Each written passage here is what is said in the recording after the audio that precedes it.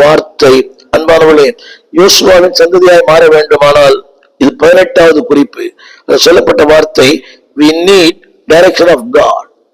தேவனிடத்திலிருந்து நடத்தலை பெற வேண்டும், தேவனால் நடத்தப்பட வேண்டும்.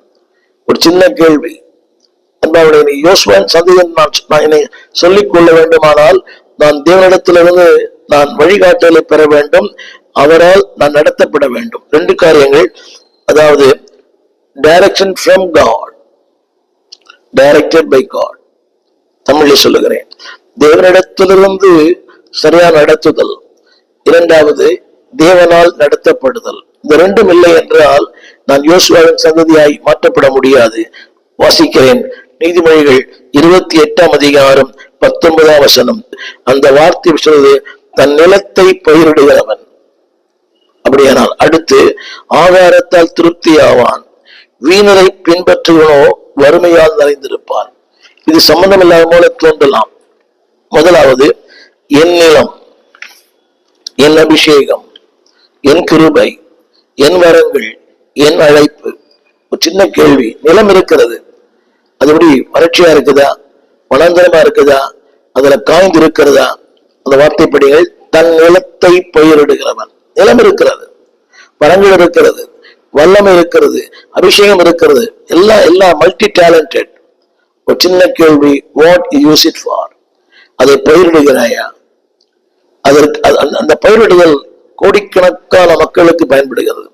கவனிங்கள், எங்கே ஒரு மூலையிலே விவசாயி பயிரிடுகிறான், அது நம்முடைய வீட்டிலே அது சமையலா இருக்கிறது, நம்முடைய மேஜையிலே ஆகாரமா இருக்கிறது, நம்மை போஷிக்கிறது. யோசித்து பாருங்கள், பயிரிடுகிற ஒருவன், பலன் பெறுகிறவன் இன்னொருவன். இதைத்தான் யோசுவாவின் சந்ததி.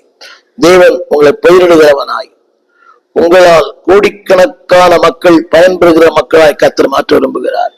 நம்ம எழுப்பியிருக்கிற இளம் ஊழியர்களுக்காக நன்றி சொல்லுவோம். திரும்ப சொல்லுகிறேன், ஏராளமான இளம் ஊழியர்கள், தேங்க் காட்.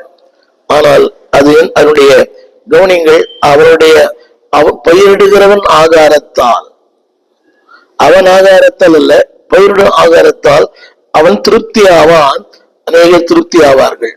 என்னை கேட்டுக்கொண்டிருக்கிற அன்பு பிள்ளையே, there's a God's plan, there's a God's provision of God.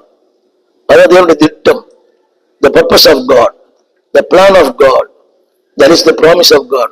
தேவன் உன்னை கொண்டு ஜனங்களை திருப்தியாக்க விரும்புகிறார். அடுத்து ஒன்று போட்டுறது, வீணாக பின்பற்றுகிறவனோ.